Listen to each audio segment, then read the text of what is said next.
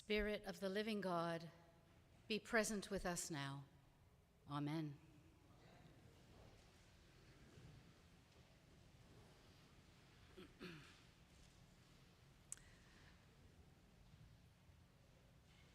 Where does God meet us? This is the question at the heart of our first reading today. King David has finally had a moment to rest. According to the book of Samuel, before becoming king, David had been on the run, mostly in the wilderness from King Saul. And after becoming king, he had engaged in wars that cemented his rule, fighting the indigenous inhabitants of Jerusalem so that he could make the city a capital, and then fighting against the Philistines. You can find this all in the chapter before our reading today. He had wives and concubines and about 11 children at this point, so maybe he wasn't getting that much rest, actually, but the text says he had rest, and a palace of cedar built by a neighboring king. And he had the Ark of God in a tent in the center of the city. So what was the Ark of God? This was a box made of acacia wood and covered with gold. It was about 1.5 meters long and about 2/3 of a meter wide and deep. And it had on top of it the mercy seat, also made of pure gold, with 2 winged cherubim at each end, kind of hovering over the seat like this. And those were their wings spread over the mercy seat. And the ark contained a jar of manna from their wilderness journey, the staff belonging to Aaron, the high priest, and a copy of the law that God had given to the people. And it's important to remember that the ark represented God's presence with the people. It was the place where God met them. And as God points out in this passage, ever since it had been built, the ark had lived in a tent. In the wilderness, the tent was called the tabernacle. And in Jerusalem, it was built in a tent that David had pitched for it. I like the imagery of that, of the king going out and putting up a tent for the Ark of God himself. And that caused David some concern. For he said to Nathan, "Look, I'm living in a house of cedar." And cedar, of course, was the luxury wood at the time, right? "I'm living in a house of cedar, but the Ark of God is in a tent." And Nathan, who appears to have been a bit of a yes man at this point in the story, responded by saying, "Just go for it, for God is with you." And the implication is, go ahead and build that house for God. As the reading continues, however, it becomes clear that Nathan spoke too soon. For that night, God comes to him and says, "Look, here's what you should tell David. Have I ever said to anyone that I wanted a house of cedar to live in? I've always lived in a tent. My time among you has always been in a tent and in a tabernacle. This is how I am present among you." God had always been present in a tent in their midst, and Nathan and David knew this. So why offer to build a house for God, a temple? Why might David have wanted to build a house for God to live in? To answer that question, we need to think about what was happening in all the nations around the people at this point. At this time, temples were built to various gods, always at the center of ruling cities, always connected to the king's palace. So that on the one hand, the king was closely connected to the temple. And that meant that the temple was a very large ideological reminder to the people that the gods were on the side of the king. Whatever the king decides to do, that's blessed by the gods. And on the other hand, because the temple represented the gods, the people should not feel bad about offering the best of their crops and the best of their animals and the best of their work to the temple and to the elite wealthy men, and I use that word intentionally, who ran it and who represented the gods. That cumbersome temple hierarchy, which was in Babylon and Assyria, In those places, up to a third of the population were enslaved to grow food for the temple authorities. So, to put it succinctly, the temple created a social structure where some men represented the gods and others were innately inferior. And all of this was upheld by creation stories that said creation came through violence and that human beings were created to be the slaves of the gods. So that if violence was necessary to enslave them, that's just how the world worked. Well, the biblical tradition was fundamentally different than this. The creation stories that shaped this people told the story of a word created from the very breath of God, lovingly called into being, a world that God rejoiced in. And human beings were created to be the image of God, living in a creation, all of which was God's temple. No one in this creation account is intended to be violently oppressed, and no one is intended to be a slave. And because all of creation is God's temple, there was no need for a temple with an enormous temple hierarchy. I feel good preaching this with only 2 clergy up here. If we'd had like 6 or 7, it would have felt dangerous. So did David want to build a temple for God so that he would be a king like the nations around him? Did he want to build a temple so that he could claim that God had blessed his rule? Well, we don't know that. But we do know that later when Solomon built a temple, he did enslave the people. He did create that cumbersome hierarchy. You can read about it in 1 Kings 4. And he did enslave huge amounts of the population to grow food for all of his administrators, including his temple administrators. Solomon's rule becomes an oppressive empire.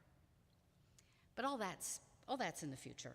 For now, God points out to David that in the past, God's ark has only ever lived in a tent or a tabernacle. And of course, the mention of the word tabernacle is important because this was the large tent that surrounded a smaller tent in the wilderness. It must have been gorgeous. It was supposed to be woven from threads that were purple and blue and scarlet. You just imagine those colors. There's actually somebody here this morning with a jacket with those threads, so keep your eye out. And that tabernacle had things in it that were to remind the people of creation. Imagery that represented creation, and a candelabra that was shaped to look like the branches and blossoms of the apricot tree, representing the tree of life. Sometimes you see a menorah that looks like this. If you see a menorah that has like petals on it, that's representing what you see in the tabernacle. And now God is reminding David of this. The God of this people does not live in a luxurious temple made of cedar, but in a tent that reminds the people that all of creation is God's temple. And this shouldn't surprise us, right? You can all think of at least one story where God meets somebody in need in creation, in the wilderness, in the biblical story, right? There's Hagar running from violence, meets God in the wilderness. Jacob running from family violence, meets God in the wilderness. Moses meets God on a mountain in a burning bush, for Pete's sake. It's very, very wilderness, and then leads the people through the wilderness. Jesus spends, after his baptism, weeks in the wilderness, learning who he is, and always goes to the wilderness when he wants solace. This is a little disturbing to me anyway. It should give us pause as we live in a world where wilderness is disappearing, right? Are we limiting our ability to meet God? Perhaps.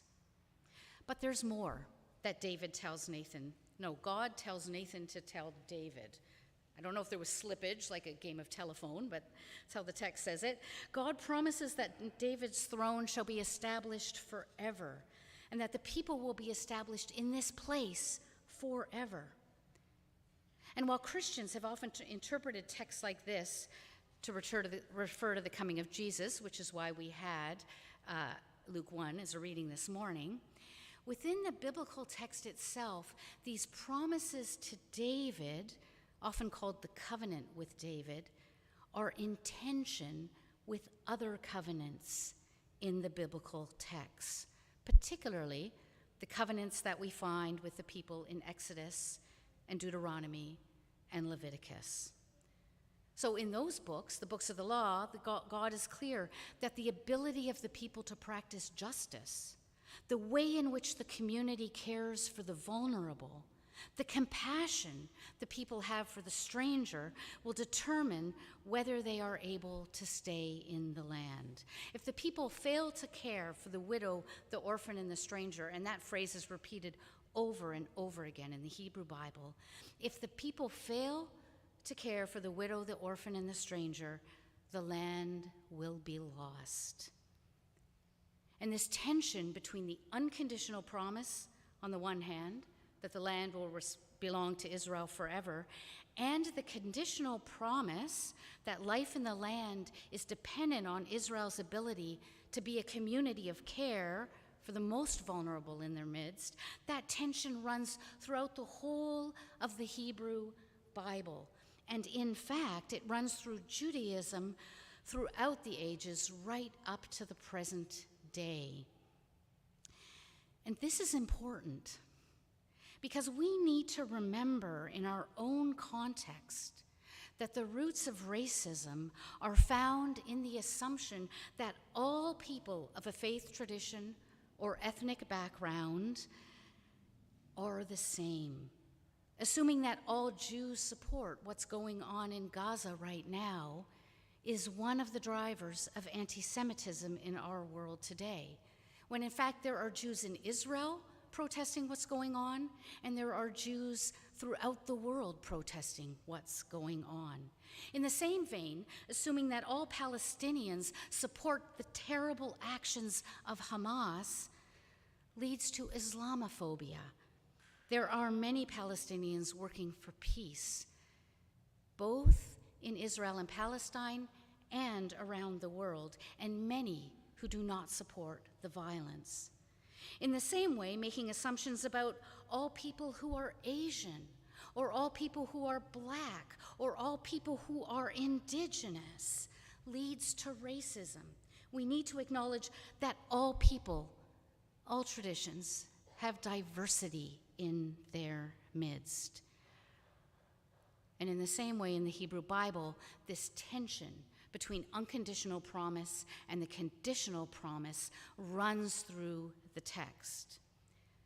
The prophets, of course, seem to take one side, favoring the call to justice and welcome, except that they don't always. Sometimes they also suggest that God's going to come and kick the crap out of the enemies of the people. You have the tension in those texts. It's not till we get to the story of Jesus this tension is resolved. For the angel Gabriel comes to a young girl in a small village in a land occupied by the Romans. The closest large city had recently been reduced to rubble by Herod's armies.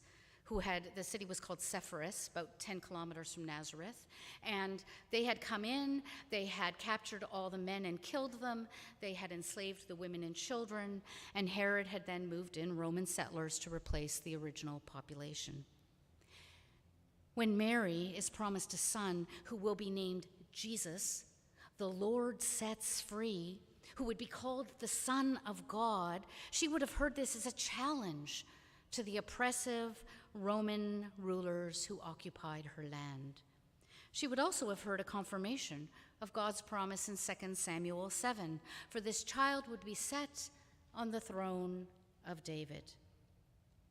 And as she walks the road to her cousin Elizabeth's, Mary had plenty of time to ponder what this promise meant. About 3 days. It was about a 3-day walk. She wasn't very pregnant yet, so she probably did it in 3 days. To Elizabeth's, plenty of time to remember the history of her people, plenty of time to remember where God showed up, where God met people in their need, plenty of time to remember that her own people had trusted in a temple, had neglected the most vulnerable, and had lost the land. You can read Jeremiah 7 about this. And she had time to remember the prophets who called Israel back to their calling, to feed the hungry, to take the homeless poor into their homes, to break the bars of oppression. That's Isaiah 58. So that when she arrived, she broke into a song that was about the overthrow of every brutal empire, a song about violent rulers losing their power and being sent away with nothing, and the oppressed and starving poor being lifted up from the dust and being fed. This is no song from a meek and mild young woman. This is a song of radical resistance that names God as the one whose promises are fulfilled in shaping a community where the vulnerable are lifted up, the orphan and widow cared for, the stranger is welcomed. Where does Mary expect to meet God? In the faces of the hungry, in the presence of those suffering injustice. Which is why it's no surprise that we are going to meet Jesus this evening in a manger. And I think we've romanticized that manger a bit over the centuries. I live in a farm, and I know what the area is like where the animals spend their time. It's not that clean smelling, let's put it that way. And I know what the feed troughs look like. This is the equivalent of a baby in a grocery cart, a baby in a cardboard shoebox, or a bigger cardboard box like my mother was laid in when she was born in occupied Holland during the Second World War. This is the equivalent of a baby in the rubble. And I'm sure that some of you have seen the picture of baby Jesus in the rubble at the Evangelical Lutheran Church in Bethlehem, which is in the occupied West Bank. In Bethlehem this year, the place of Jesus' birth, our fellow Christians have canceled Christmas celebrations because Palestinian Christians are asking, where is God? Where is God as the Christian hospital in Gaza, which is incidentally funded by the Primates World Relief and Development Fund? Where is God when that hospital's been shut down? Where is God as churches are being bombed and attacked by snipers? Where do we meet God in the midst of all this violence? Well, God has told us, I am the God who lives in a tent. I live in the tents of those displaced by war. I live in the tents of the refugees. I live in the tents of the homeless. I came into occupied Bethlehem in the first century and was laid in a manger. I come into occupied Bethlehem today and am laid in the rubble. I'll meet you there.